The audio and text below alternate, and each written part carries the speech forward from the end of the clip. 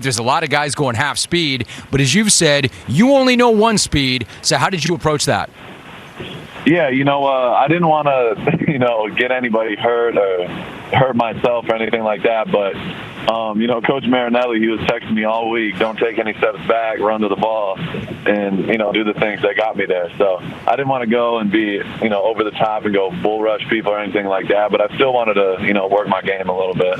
Maxx Crosby joining us. Max, you got no idea. I could not wait to get to the part of the interview where I asked you about Rod Marinelli, but you beat me to it. You got there first. I mean, I absolutely love this guy. That's my guy, Rod Marinelli. Now, I love him, and I hate that I've not been able to touch base with him for a number of years. I've got to ask you, what's it been like to play for and learn from the legend that is Rod Marinelli? Yeah, he's an incredible coach. Ever since I got there, I told him what I wanted in my career, and he's coached me like that every single day. And it isn't easy.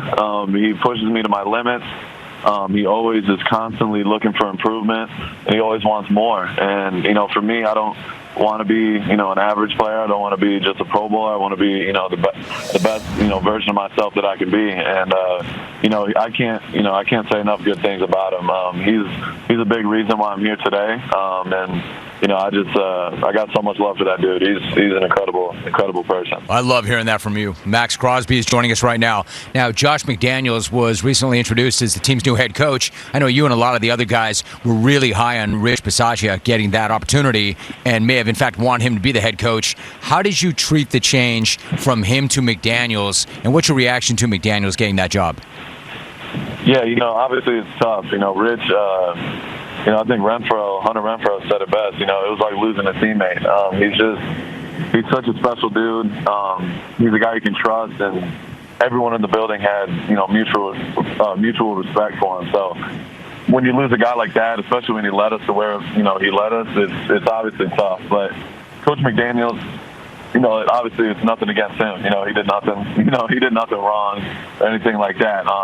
It's just, it's almost like a healing process in a way. But, we're excited. I know Coach McDaniels, he wants to come and win, and that's all that matters. I want to win football games. I know everybody else does. Yeah, it's going to be a whole different, thing, but at the same time, we're all in it, for the same goal. And, as long as, I'm there, and Hunter Renfro and Derek Carr and all these guys are there, we can take the things, from Rich that we learned and take things from other coaches that we learned and continue to, add on top of that. Obviously Coach McDaniels is going to bring his own philosophy and things of that nature, but that's something, to look forward to, and we're really excited to get to work with him. Raiders DN Maxx Crosby is my guest. Max, I want to be respectful when I ask you about this, but your story to me is so inspirational, and I think it could really help a lot of people listening right now. Before the start of the season, you had told ESPN that after your rookie year, quote, alcohol, partying, and all that bleep became too much of a distraction in my life. It became just overwhelming, end of quote. At that time, you made the decision to go into rehab. What was that decision-making process like for you? Yeah, at that time, I was just living the fast life and trying to have as much fun as possible. And I was new, and I, new to everything, and I had money for the first time in my life. And, it was just, it just got worse and worse, as time went on. And it basically got to a point where I had to make a decision. It was, my life became unmanageable.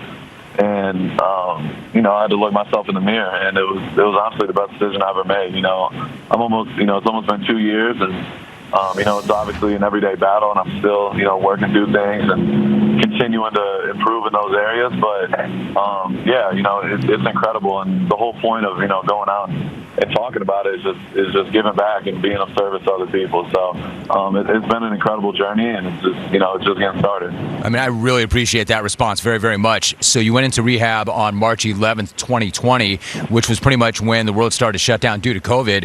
What was your time like in rehab, and how did you feel when you came out? Yeah,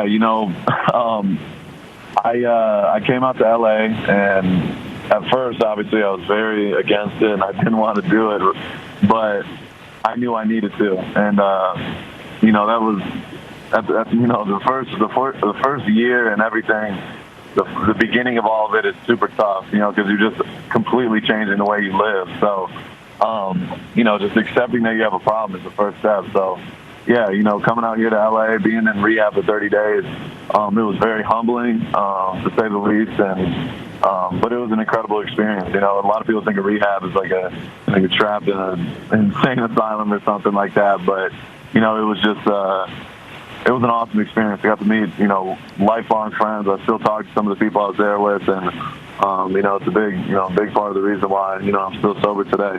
I think that's incredible. Maxx Crosby joining us. You know, I've spoken to your teammate Darren Waller about his journey and what life is like for him right now.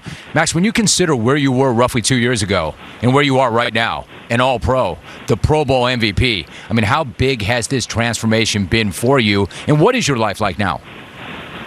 Yeah, you know, my life is a lot more simple these days. You know, a lot less distractions.